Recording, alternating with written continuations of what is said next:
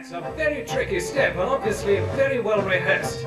It's anybody's guess who's going to win this year's final of the Buckforth Chemical Works ballroom dancing competition. It's going to be close as we watch last year's runners-up, Mr. Ned Ryan of the packing department and his partner Miss Norma Bloggs of conveyor belt control in this closely fought final. Norma is wearing an inverted tulip dress containing over 10 yards of yellow fibrilon, a new fibre made at Buckforth's. It's non-crushable, fireproof, and was made by her mother, herself a former champion. Now this is their own step they invented. It's the hesitation gap.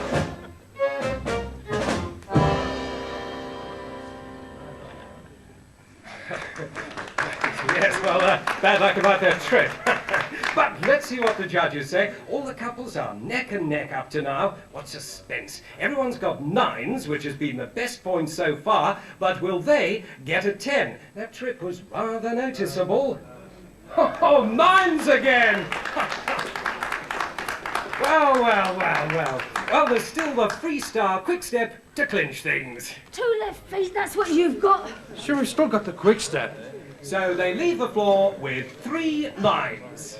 If you hadn't trod on me foot in the gallop, we'd have done it. It was your foot, not mine. Oh, deaf, that's what you are. You can't hear the beat.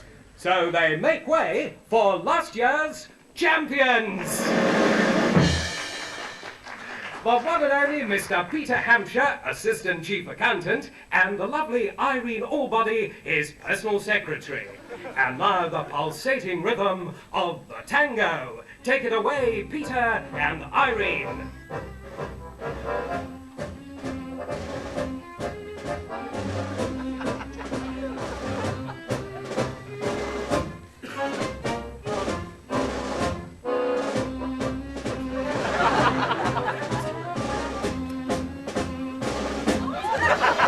Certainly hadn't seen that step before.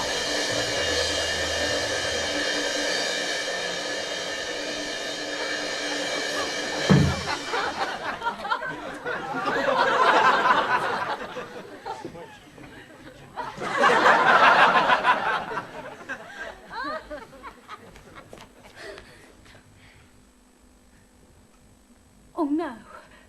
He's dead.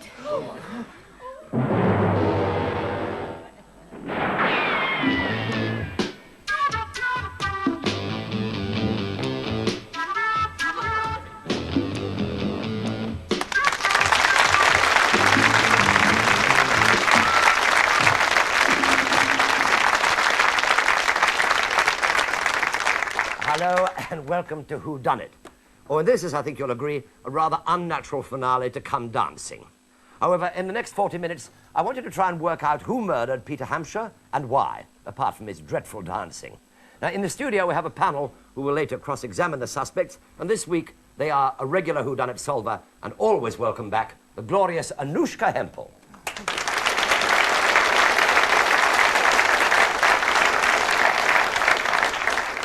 And just to see if he can get it wrong at least once, we've asked back the old bloodhound himself, Patrick Mower.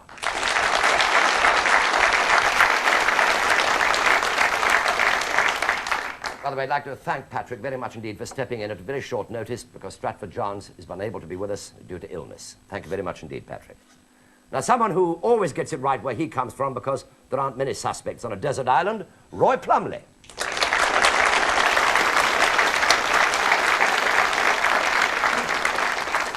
And this week, our TV Times competition winner from Scotland, although she lives in Surrey, Vi Irving.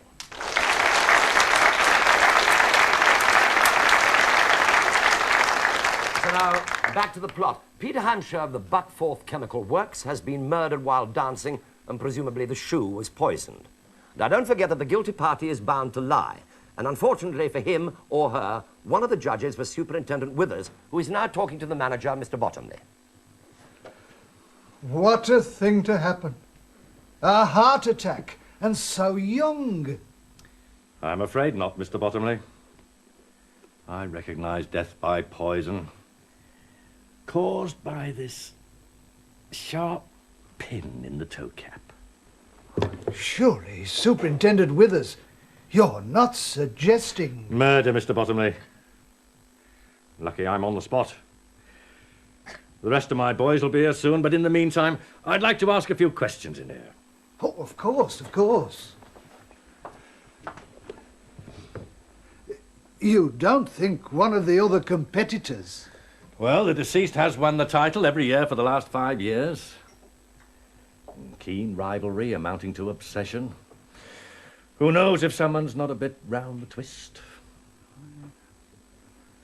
Oh, don't mention I found the pin. Oh, of course not.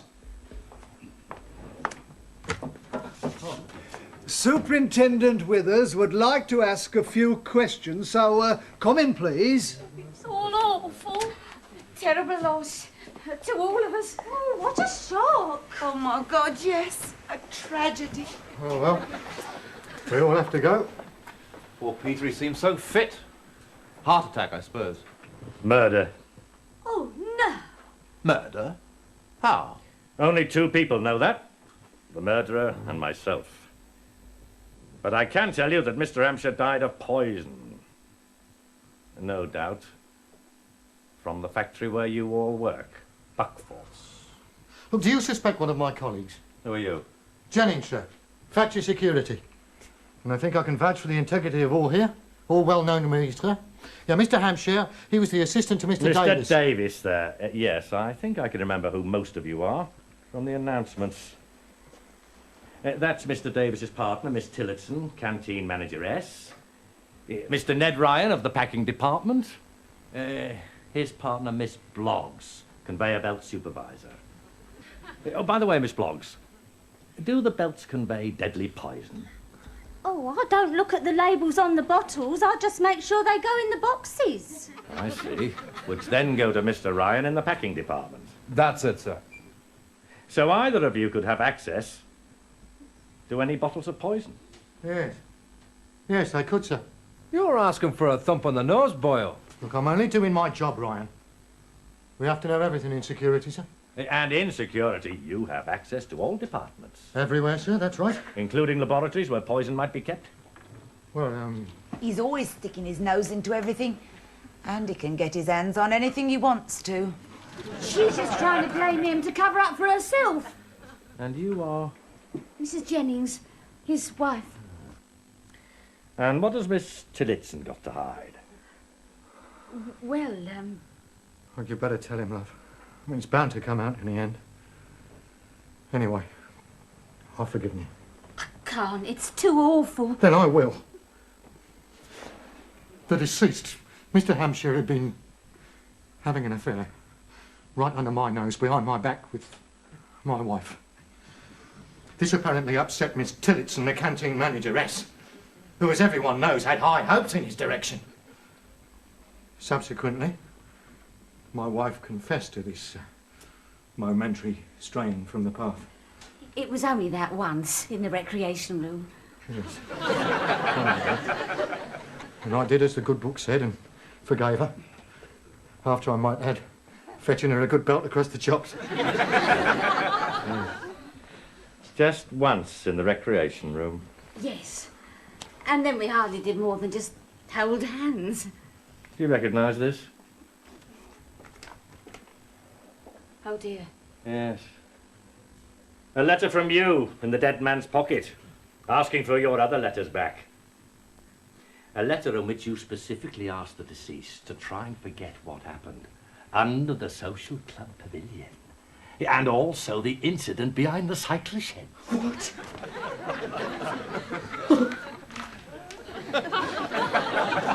You wait till I get you out.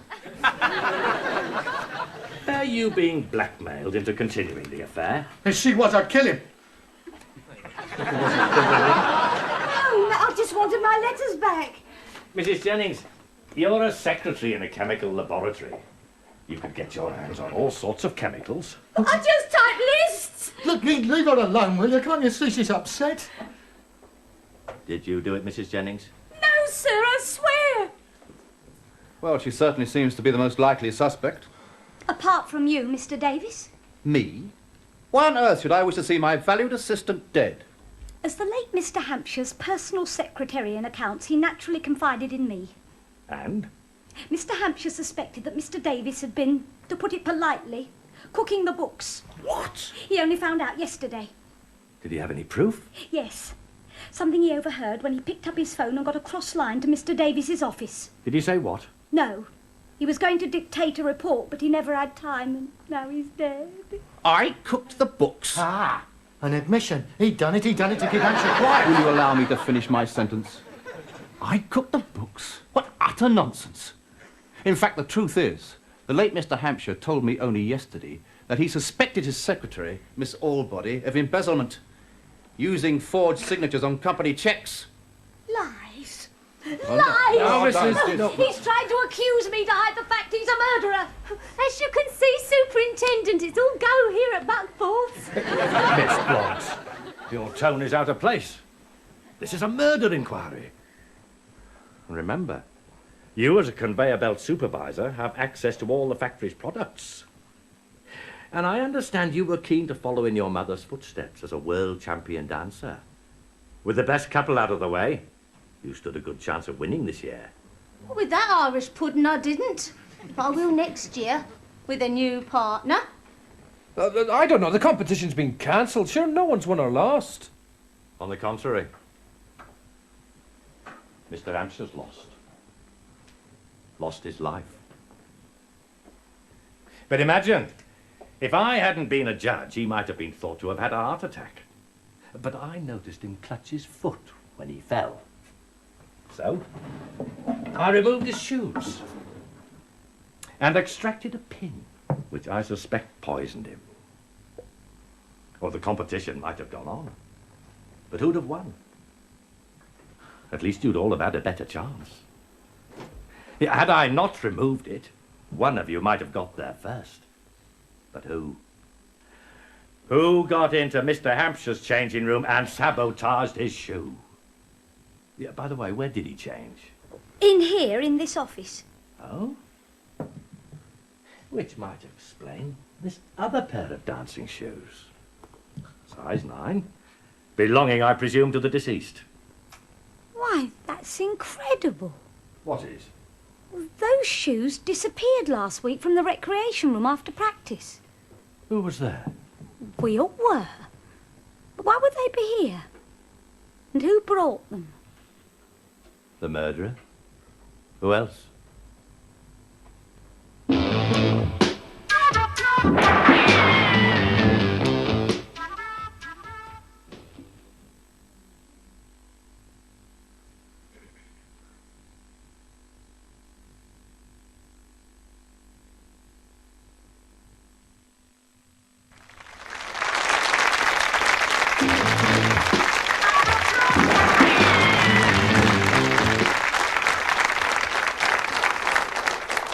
Welcome back to WHODUNNIT, or in this case, Last Tango in Tooting. Now, it seems to be a question of who poisoned the shoe. And if you think it was done by a local shoe repairer, the answer is not a load of old cobblers.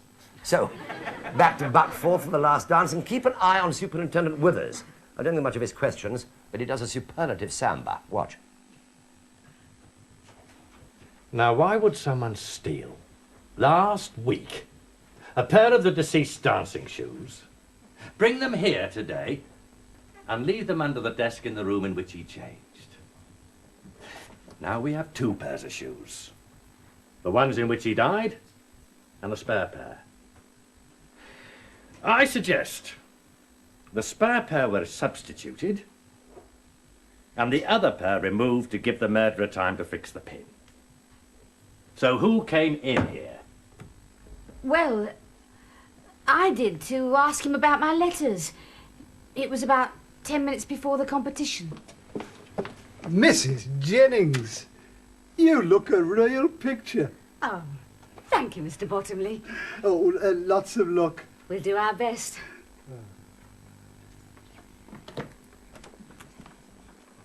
Peter, I must talk to you. Peter! Peter, please!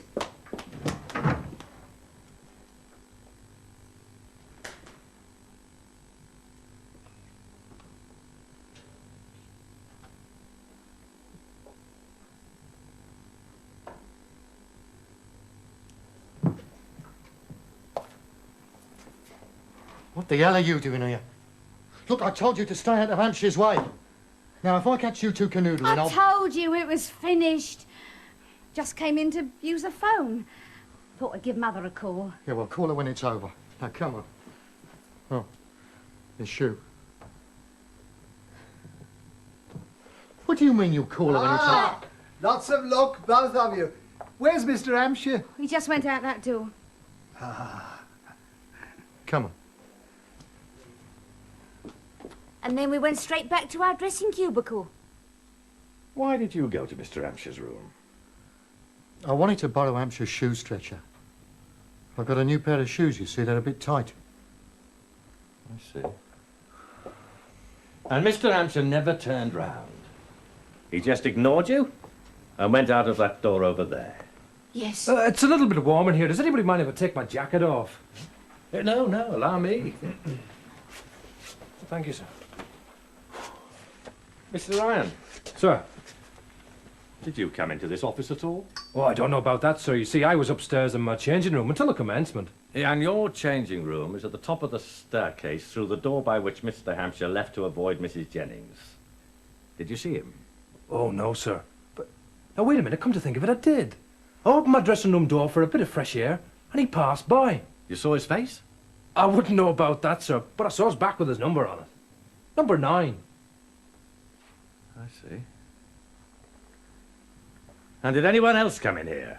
Well, I did to discuss the programme, but he didn't feel like talking. He seemed on edge. What time was that? Oh, just after we arrived.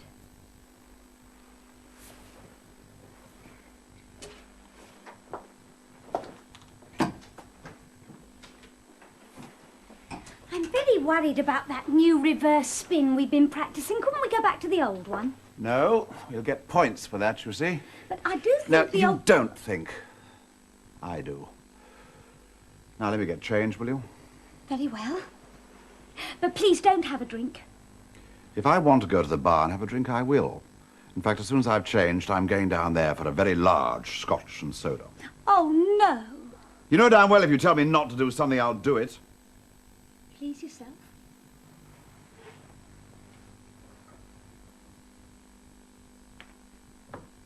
So I left him and we didn't meet again till the dancing started. Well, I don't know. He must have been on his way to the bar when I saw him.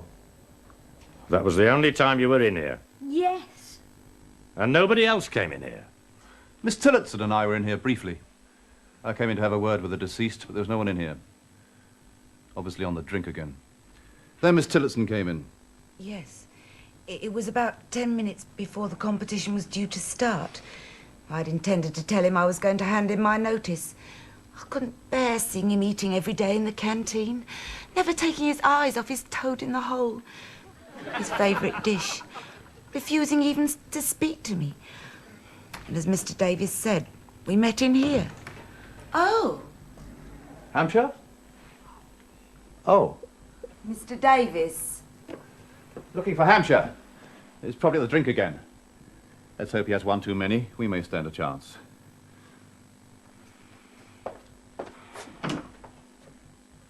I'll catch him later.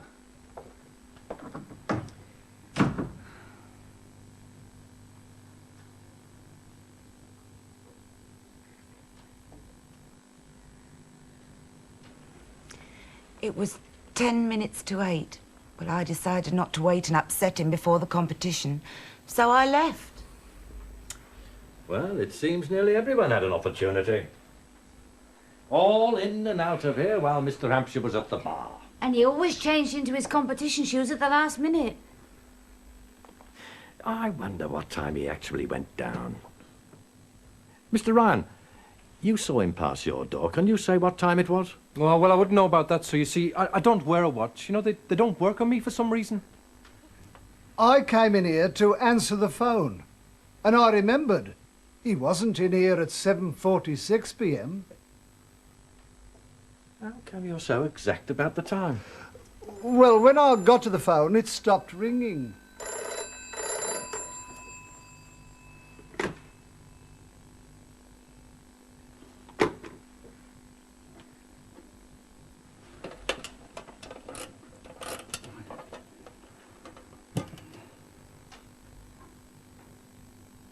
So, having wound up the clock, I left. Then whoever put the pin in this shoe could have had plenty of time to do it. Except Ryan, who didn't come in here at all. It could have been any one of us. In fact, several of us could have been involved. On the contrary, it was only one person. And I have all the evidence I need. I'm afraid someone's dancing days are over.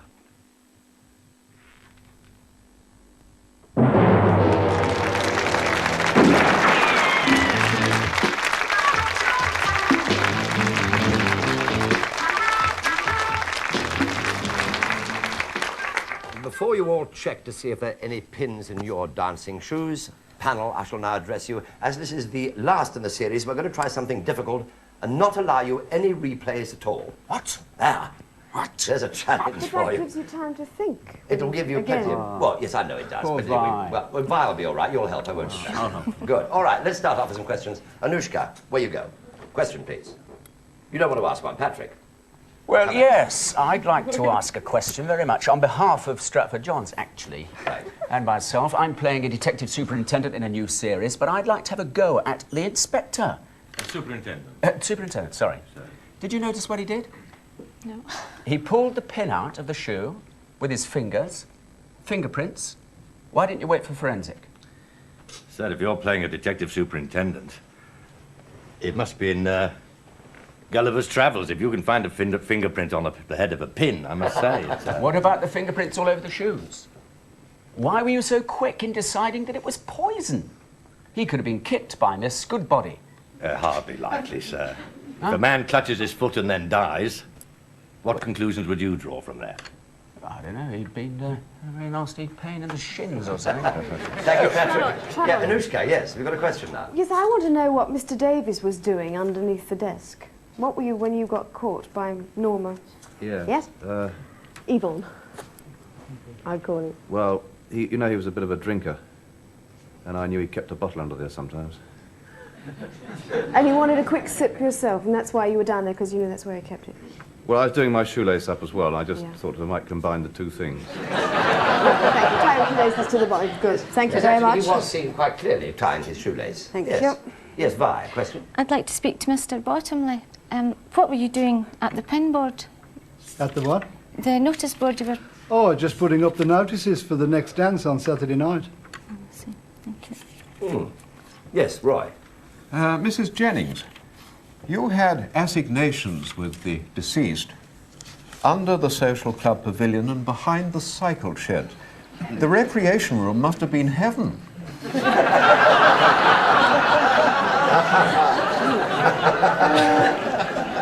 Were those the only occasions, Mrs. Jennings? Well, yes, you see, and there wasn't a great deal of choice. I mean, it was better than the canteen. That would have been a bit difficult. I understand But I think I don't want to answer any more of these questions on the grounds that my husband might give me another belt over the chops. Actually, I must interject on that. You remember this lovely phrase at beginning to that about Mrs. Patrick Campbell, I think it was, who said after, she said, oh, the glory of the double bed after the hurly-burly of the chaise longue. Yeah, that's nothing to do with it at all. Yes. Mr. Jennings, you're a very jealous man. You realise that you must be a prime suspect here. I mean, you've chosen your 8 records for Devil's Island, have you? I mean... I don't see why you suspect me, sir. I mean, have you ever been cuckolded, sir? I mean, it's a very hard thing for a man to bear. I think I was rather gentle under the circumstances.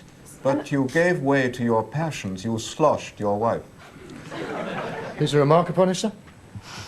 I will examine more closely presently. It's a very gentle slosh. Just a gentle slosh. Yes. And I wanted to know how it's possible for her to have an affair right under your nose and behind your back. How did she kind of get that one? Something to do with your chaise longue, I suppose. Yes, she had been a contortionist in a circus at some point. Especially as you were the security man. Yes, that's it, maybe. But he's very versatile. He is or you are? My husband. Oh, yes. Can I ask Mr. Yes. Mr. Ryan, Sir. if I may, you were runner-up last year. That's indeed true, sir. Yes, sir. And you're Irish. Well, that's a very clever deduction, sure it is. But I understood that this contest was leading up to the All British Championships or something, wasn't it? That's in fact true, sir. Well, how are you going to get in it? If I'm Irish, you mean? If you're Irish. I changed my nationality or so. Well, my other half, sir, my partner, has been English, sir, or British. Is it English Championships or British Championships, sir? Well, it's the British Championships, sir. British? Mm-hmm. Ah. And being a dual passport holder, you know, dual nationality. That's quite in order. You come from Belfast, sir, don't you? Oh, no, sir. You don't? No. Oh. Why don't I keep quiet? All right, sorry. Anushka, you have a question. Mr. Bottomley, I want to know, what did you hear when you picked up the phone? Some very heavy breathing. And a couple of four-letter words. Really? And was it a woman's voice or a man's voice? No, it was a man's voice. I think he was disappointed it wasn't female on the other end. Yeah, I guess so. Thank you. Yes, I'm a bit confused because the girls all look so nice as to who was having an affair with whom. Well, let's get it straightened up. Yeah. Now. Tilly, were you having an affair with the deceased when he was alive? Well, I had been, but it was all over because of Mrs. Jennings. Ah, so you had been. Mrs. Jennings, we know, had been. How about Miss Goodbody? No, I hadn't, and I'm very shocked to hear that about Miss Tillotson. Ah, you're very shocked. And what about Norma? Oh, no, not my type. Not your type. Miss Allbody, were you in love with Mr. Hampshire? Yes, I was. There, it's out. Well, put it away immediately. Well, I don't know about her. Maybe she's just forging those tears like she was probably forging the checks. You got her all body. I thought it was good body. It's all body. All body.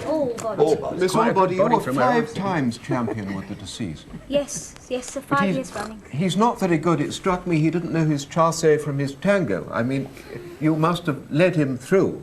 Oh, no, I'm sorry you didn't think he was very good. He's a very, very good dancer indeed. He might have had a little off night. Was that step you were attempting just before the tragedy a double backlock twinkle? I'm so glad I can still laugh. No, it was the reverse spin that I had been very worried about. I didn't want him to do it, and I was right. Did your mother make your frock too?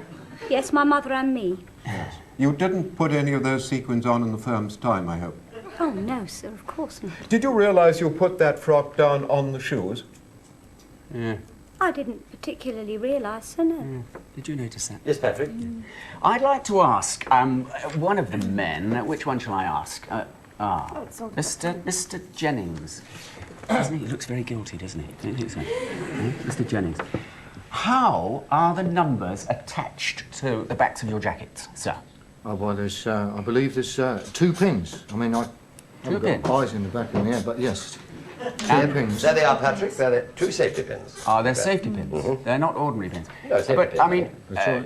you usually attach them yourselves, or do you ask your partners to do it for you when you've got the jacket on? Well, it's usually attached by the partner when the jacket's on, yes. Yeah, and Yes, Anushka. Yep, I'd like to ask Mr. Jennings what size shoe he takes.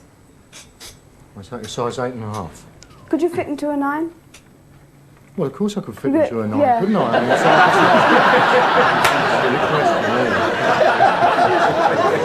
mean, Superintendent Withers. Now, are you sure it was the pin that did it? Have you never considered Miss Tillington's might have fixed the toad in the hole? Well, madam, if anybody clutches their foot and perishes and is suffering from toad-in-the-hole poisoning... It may have been ptomaine poisoning. Yes. Can I ask, Roy, sorry, Mr. Roy. Ryan, your number was... Indeed, sir. Your number on your back was number 6, was it not? That's correct, sir, yes. Now, you saw Hampshire, Peter Hampshire, go past your changing room. He was wearing number 9. Is it not very possible to was put working on a his hand. 9 upside down and make it 6? Could there not have been a change of identity for some reason between you two? Between myself and Mr. Hampshire, sir? Yes. It's possible, sir, but I mean, That Mr. Hampshire could have been pretending to be you. Can you think of any reason why he should want to do that? No, sir. He can't. There you are. There's the 6. 9, 9, 6. Yes, I see what you mean, Roy. It's possible. Yes, Pat. I'd like to ask Mr. Davis, always remembering that people can lie if they're villains or the naughty person. Who were you actually having an affair with? No, I wasn't. Everybody else was. Does that mean you're Hard to. otherwise engaged, or...? It means I'm just otherwise. Otherwise. And were you particularly friendly with the Mr. Hampshire? Not really, no. He drank too much, really. What, can I just ask you very quickly, about this cooking the books business? Yes. Did you take that seriously?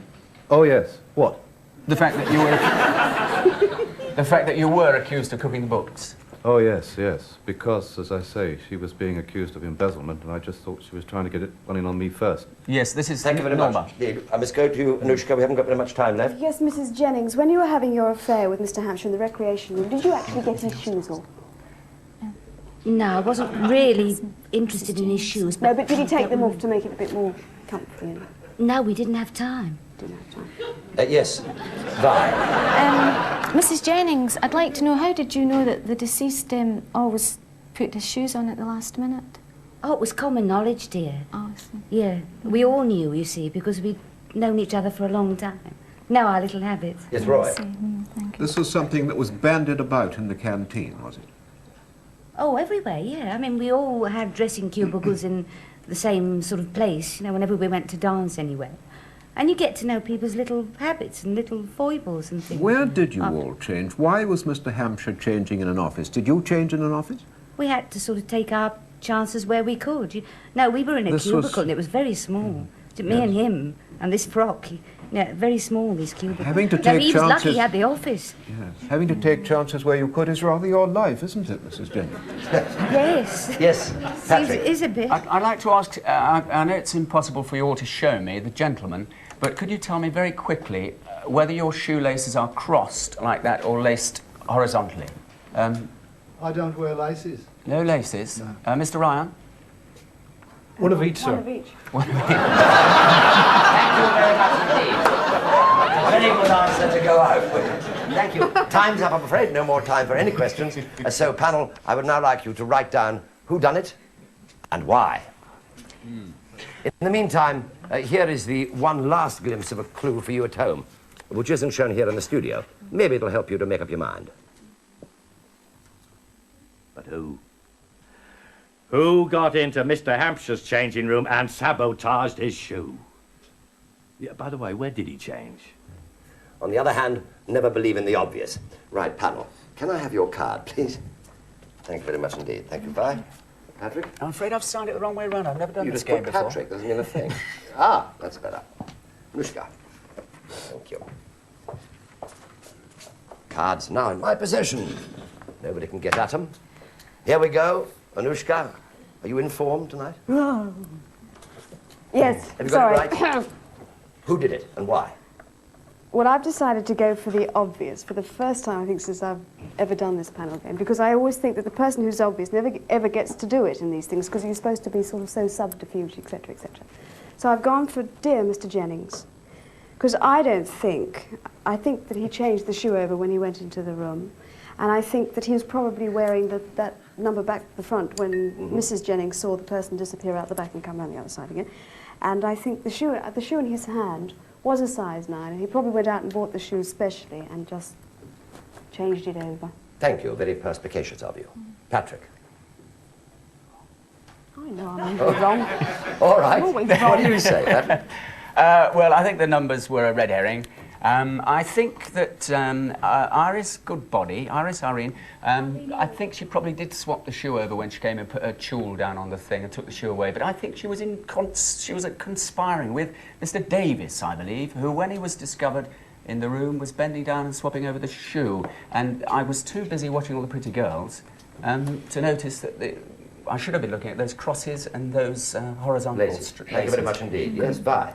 Well, I think it was Mr. Bottomley, because I don't believe him about the notice board. I think the notice was already up there, and he was outside one door and he came in another door, and I think he could have easily got a hold of the Irishman's jacket and put it on because to get you know. Any reason why you think he did it?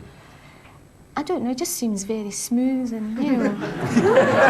just don't like nasty, suspicious. Oh, Bottomley, you nasty, suspicious man. Right. All right, Roy, who done it? I will freely confess I was confused about all those shoes. That office was like a shoe shop. There was Hampshire's pair, and then there was the missing pair left over from last week. And, then Jennings walked in with an odd one. You're keeping us all in suspense. Who done it? Yes, and then Ryan had got odd ones on his feet. I think I'm going to do this entirely by intuition. And I think it was Mr. Hampshire who had put the pin in for Mr. Jennings, but inadvertently picked up the wrong one and did damage to himself. Thank you very much indeed, Roy. Good. Well, there we have it. Now let's find out who's right. Will the real whodunit or dunnits stand up, please?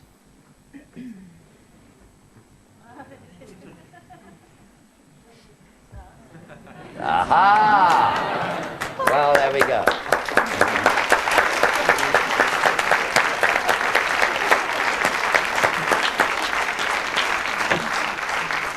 Well, God damn it, he's done it again. We get him up at 2 o'clock. Out of a bed, he didn't go to bed till 2 o'clock in the morning, he's got it right. Well done, Patrick. You didn't get your clues quite right, but you certainly got it right. No, congratulations. I thought she kicked him on the floor, you see, kicked the pin in. Well, she probably did. You see? Yeah. But anyway, that wasn't the reason. If anybody is left in doubt, I shall now explain the intricate details so that you can check it if you've got all the clues. Now, the motive, of course, was that Hampshire had found out that Davis was cooking the books, and when Hampshire died, he clutched his right foot, thus showing which shoe had the pin in. Now, in order to trap the murderer, Superintendent Withers deliberately picked up the left shoe when talking about it to the others. And sure enough, Davis gave himself away at the end of the story by picking up the right shoe.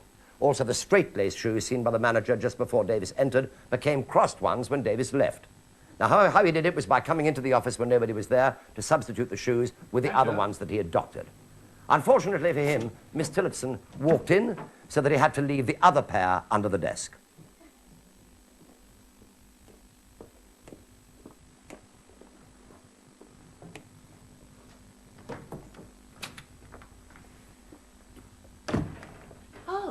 Mr. Davis. Oh, looking for Hampshire. He's probably on the bottle again. Simple, really, wasn't it? And that, I'm afraid, is the end of the current series. We look forward to seeing you again soon. But in the meantime, it's good night from our panel. Good night. And our cast. And I'll leave you with a riddle, so listen carefully. A man drives off to work in the morning. A few miles down the road, he switches the radio on, and then suddenly he turns and drives home and shoots his wife's lover. Now, how did he know that the lover was there? Good night.